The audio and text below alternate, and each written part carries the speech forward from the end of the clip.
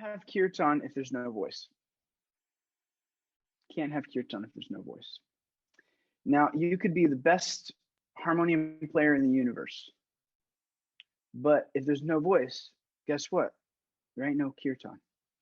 So the focus of this training is really around the voice. And then the focus on the harmonium is how to support the voice.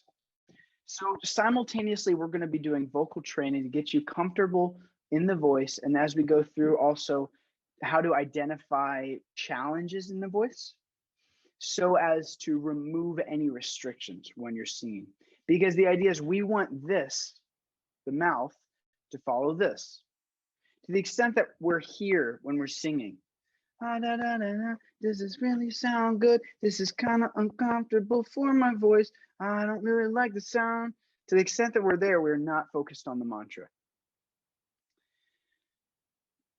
So that's the idea. We want this to follow this. And then as far as playing the harmonium goes, or whether it's a keyboard or piano that you're going to be playing with, how do we get this, build the dexterity in playing so this feels easy, so that this can follow this and this can follow this. That's the idea. Does that make sense? In terms of the approach that we're taking, focusing on the vocals and then using these instruments to accompany. Now, the cool thing with learning on a keyboard is this, once you learn on keys, when I say keys, I refer to the harmonium, keyboard, piano, whatever you're playing on, it's the easiest instrument to then translate that into other instruments. Whereas say, for instance, it's a lot easier to translate what we're talking about to a guitar than it is to take it from a guitar into the keys. They actually suggest that like all classical musicians will first learn some aspect of piano or something like that, because then it's a lot easier to translate it into other instruments as well. So the first thing we're going to talk about, really the things we're talking about today, this next hour or so, are things that we want to drill so deep into the mind that they become second nature. These are going to be the most tedious practices we're going to do because we want to create a really strong foundation for the voice and for our playing so that we could have these things be as sustainable as possible as we go. Because if you're not able to sing properly, what's the question of, if you blow out your voice every time you're singing, what's the question of doing kirtan for the rest of your life?